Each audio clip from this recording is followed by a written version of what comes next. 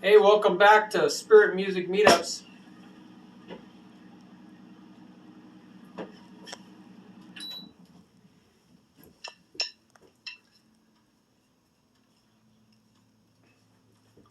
Hey, welcome back to Spirit Music Meetups. Mike Burris here.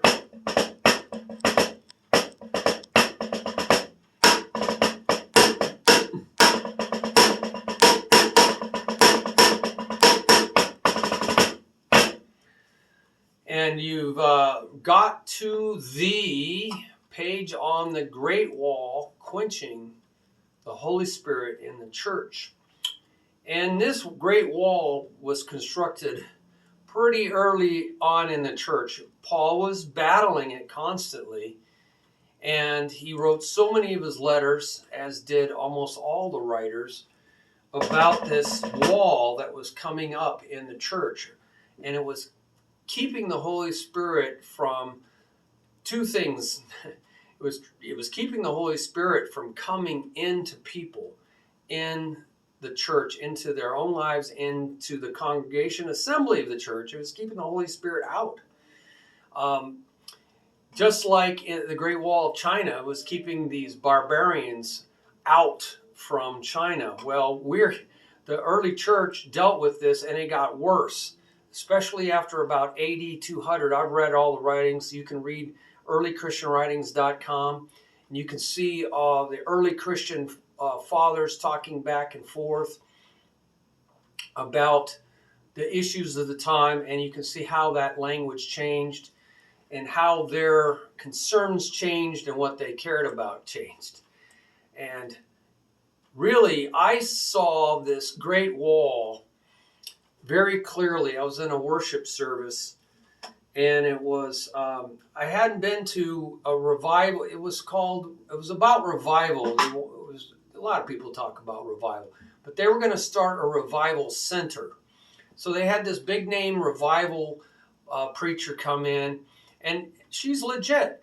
But she even said, I'm not in revival. I've tasted revival. That was honest. And she has seen some revival, but she's not in it. She's not living it. And the church's not in it and living it. Because when it happens, it really radically changes not just the church. It radically transforms society. People will just be in a shopping mall or a grocery store, and they'll just fall down under the power of God, and they'll cry out for God's mercy, and they receive it, and they're filled with the Holy Spirit, and they're saved, and it transforms society. The Holy Spirit's not inside a little church building. And this has been the flaw. Our four walls that we build in churches, we find have really bottled the Holy Spirit, kept the Holy Spirit from going out into society too much, very much at all. Anyway, that's a whole nother subject, but we explore that here. But really, I was there, and this guy had this cowbell that he kind of made a joke about. He goes, oh, this cowbell was given to me. They called it a revival cowbell. Some Texas couple said, hey, this is a revival cowbell. He kind of mocked it. And he says, but I told him I'd ring it. Now, up until that time, they had this killer worship band. Really nice sound system. They're all playing all this stuff. But the worship was just like in so many churches. It wasn't anything special. They got words up there on all this technology. And if you took all that sound away the band was creating, you would hear a kind of a whimper going on in the congregation. You can see that we're just going through the motions. I'm struggling to say, hey, I came here for a revival to really experience something unique more than I have. And I was saying, I feel like we're starving to death here. It's like we came off of a fast. It is so weird. She talked about that, like fasting, like they came off of a fast. He was referring to this Old Testament stuff. People love to refer to Old Testament stuff. Anyway, as if it's going to change everything. Didn't change anything for the Jews, but or the scribes of the Pharisees. So anyway, she's saying, well, this is the sound. So long story short, it was terrible worship. It was nothing there really. If you took all the sound system away, it would just be blah, blah, blah. People wanting to worship, but not really experiencing worship. So what is going on there? And then he says, well, I'm going to do this. So he rings this cowbell, little cowbell. The place explodes. I mean, instantly. It makes no sense, no logical sense to it all. I jumped out of my chair. Everybody jumped out of their chair. And they're screaming and hollering and praising God. And this greatly perplexed me. I'm saying, God, what has just happened? I'm a percussionist. Nobody ever had that experience, me playing the cowbell, more cowbell. Nobody got that excited. So I'm like, what just changed? This is ridiculous. Well, he held it up there, and as long as he held that cowbell up there, like Jehoshaphat, I mean, the armies of God were fighting, and everybody was just out of their gourd. Wow, great joy, spontaneous, anointed, prophetic. But he looked down his watch. I saw him look at his watch, and it quenched the Holy Spirit. He had an agenda. He had a schedule. He had a plan. And he had no time for this. And he needed to move on. And as soon as he stopped, he put that down, it stopped.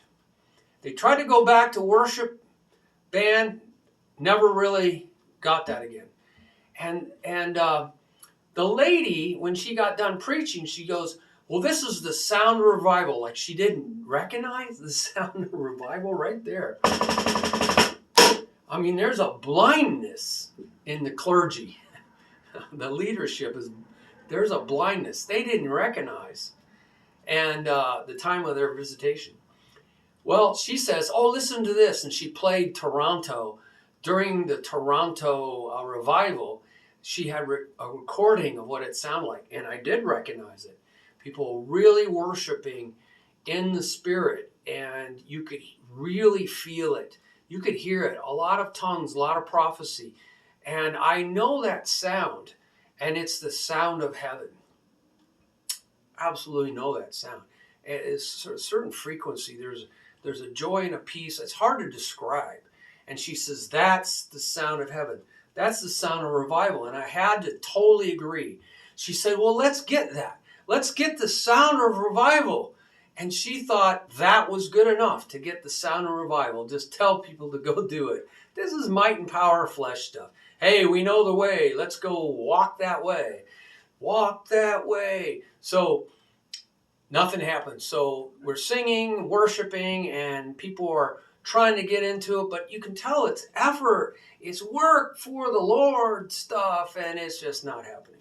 So she says, it's just not happening, people. No kidding. She states the obvious, right? So she says, I'm going to turn it up. Come on, people, now. We got to come together.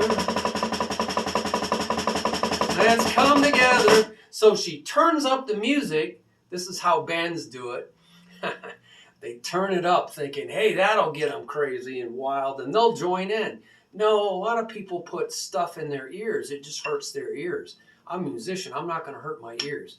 So I had to stuff stuff in my ears. They turn it up. So it didn't happen. So that's just more might and power. They're doubling down on might and power. And I'm like frustrated. I'm saying, Lord, what is the problem here? I've been, praying and writing about this stuff.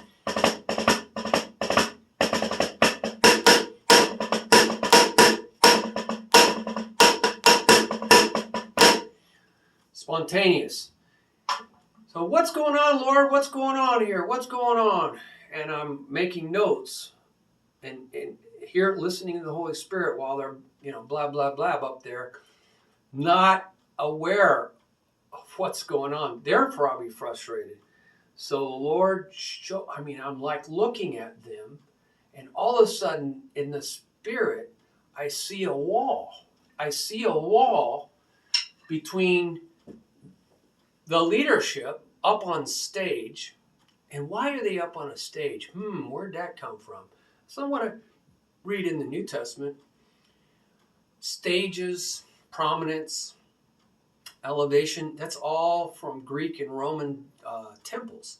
And that all was brought in by Constantine into the church basilica structure, the architecture of the basilica, modern day church, all patterned after Greek and Hebrew temples, Greek and Roman temples, but also patterned around the idea of a prominence of the bishop, in this case, are patterned after the prominence of the high priests, the priests and the high priests of pagan temples, but also Jewish. The Jews had a priest and a high priest, and they needed to be revered and honored, had the rabbis. So everybody looking forward to them. The early church didn't have any of that. There's no architecture looking at one person. All the New Testament talks about body ministry, a plurality of leadership, of eldership, of bishops. It's all the same words, different functions, descriptions for the same group of people. So don't get wild there. Look under coaches and facilitators. It talks about that. And body ministry talks about that. So where did all this come from? I saw this wall, and I saw this separation between clergy and laity, us versus them. And I went, wow, there's a wall, isn't there? And then I saw the crack in the wall when this was being rung, this revival cowbell. There was a crack in the wall. They lost control. He tried to regain control by stopping it. Very interesting. It's a control thing. And there was a crack in the wall, and the Holy Spirit flowed into us. But it was behind the wall. That great wall. It was behind the wall, and he lost control, let go and let God. He didn't consciously do this. He was fulfilling an obligation. But it created the crack, and the Holy Spirit came through that crack. Bam! We got hit. So I asked the Lord a lot about this wall, and this is what came out of it. This page and the blogs that come out of this are exploring this wall. It's keeping the Holy Spirit out from the body, the saints who do the work of the ministry. Whoa, that's what Ephesians 4 talks about. The saints, the people who are spectators now in the audience, looking at the ministers, the clergy, trying to do the work of the ministry. This is completely backwards. This is religion. So this quenching of the Holy Spirit is this holding back of the Holy Spirit working to do the work of the ministry in the saints. So shouldn't we all be up on stage? And why do we even have a stage? But you don't have that in the early church. They all took turns teaching one another. You look at all the when you come together passages. It talks about when you come together, each of you bring a teaching, a revelation, a wisdom, a word of wisdom, a word of knowledge, a revelation, a prophecy. It goes on, the list of things that they were all to bring to the table, and they were all to pursue zealously prophecy above everything, speaking the words of God, hearing them and speaking them, taking turns. 1 Corinthians 14 says, take turns prophesying one after another, and so you can all benefit. And then he says, and the rest of you that aren't prophesying at that time, because they all should be doing it, but not everybody's got on board yet.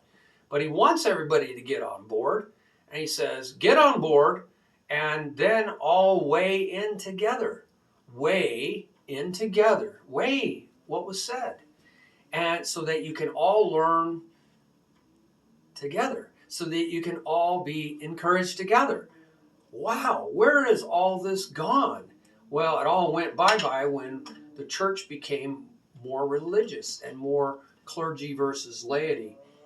So my camera is sagging here.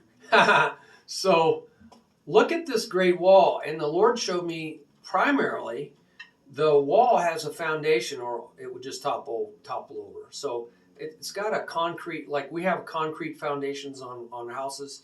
So we dig a foundation for the wall that is being constructed. And that foundation, it's very clear in the New Testament, comes from the Old Testament trying to be brought into the New Testament. But new, Chadash and Kainos, means completely new, unprecedented, a new invention, sharing nothing from what was before it. You can't drag it. You know, new wine, the Holy Spirit, can't be put in old wineskins. Fasting, that's the context of why this came up, Jesus said, is part of the old wineskins. We don't fast, Jesus says, and neither do my disciples. They will fast when I die. And that's a ritual of mourning.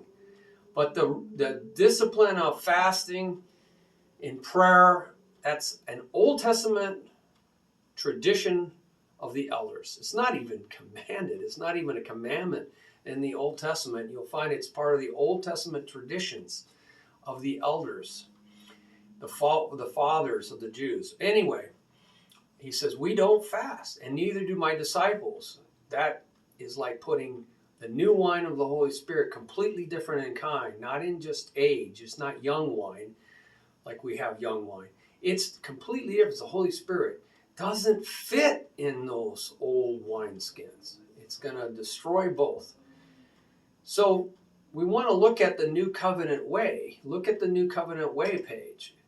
And he's saying that we can't do this. It doesn't work. You can't bring the Old Testament into the New Testament. They, by definition, they don't mix. Oil and water does not mix.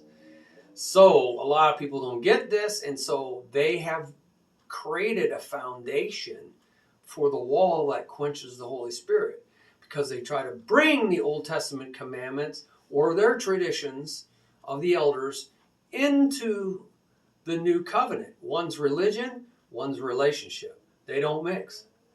Religion and relationship don't mix. The other thing the Lord showed me is once you've created that foundation, which is always Old Testament law, bringing that in some way into the New Testament. Once you do that, now you got to start building the wall on top of that foundation. And how do they do that? They pick up stones. They start stacking stones and cementing them together and mud and all the things they do to create walls, right? They didn't have rebar back then. They used sticks and logs and everything. Anyway, they start building on this foundation of the Old Testament with stones picked up from around them or from a quarry in the world. They're picking up stones from the world system, the world's hierarchical system, the world's business models. And they're building their walls of the church. We're going to build this church. That's what they're doing, building the church walls using elements from this world. So that's the two ways that the Great Wall is constructed by the church from old and especially after 200 AD. It's very obvious in the writings.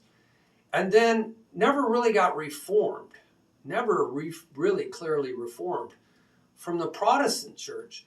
And it's really still flowing in a lot of churches in prosperous countries like America. And it's because we borrow so much. We assimilate, like the Borg do. We don't convert.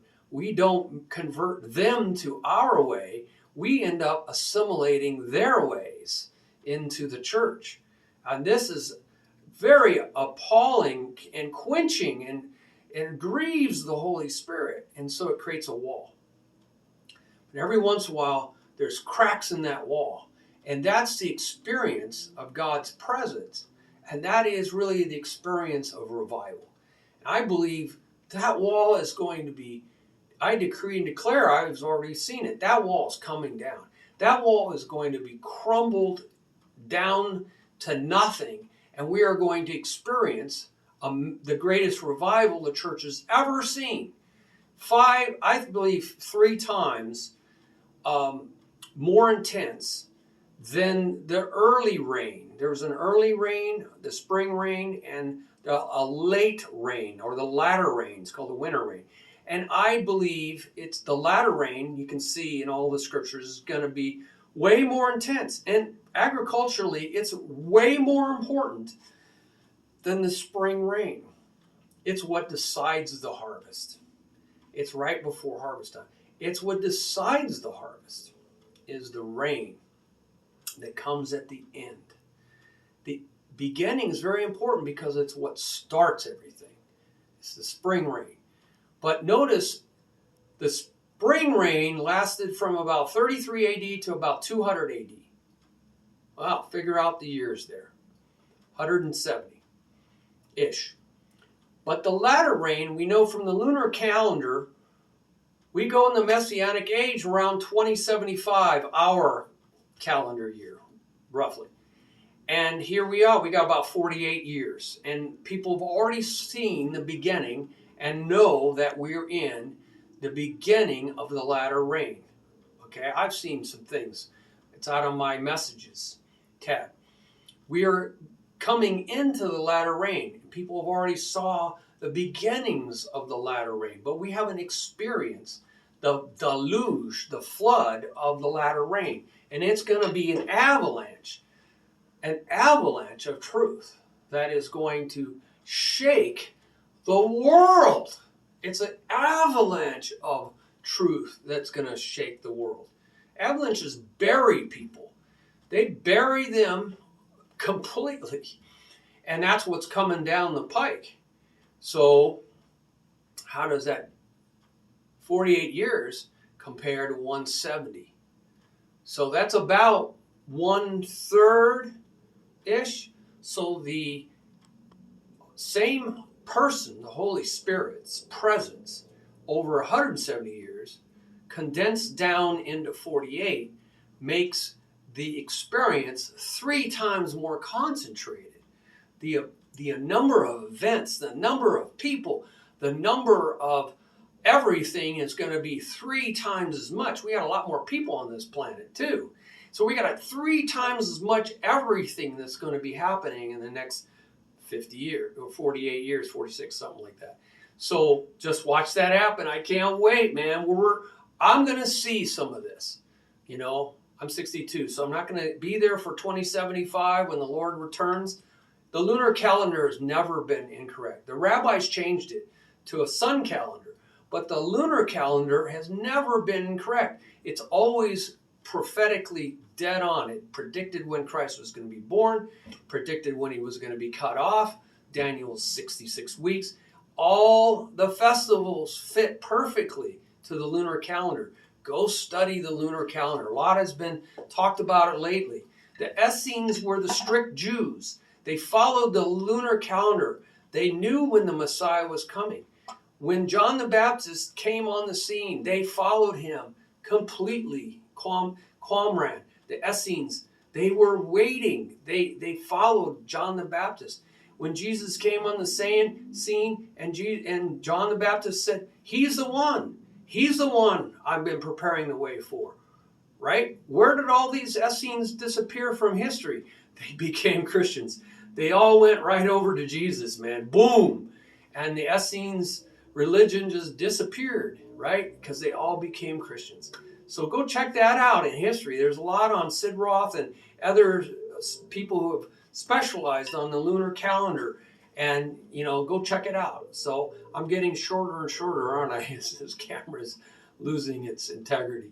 So God bless you. Write your comments down on the bottom. And I hope this really bless you, that you'll pursue all these subjects here and teach one another on this website. Okay? We're all supposed to help each other get closer to the maturity of Christ. Okay? God bless you. Bye-bye.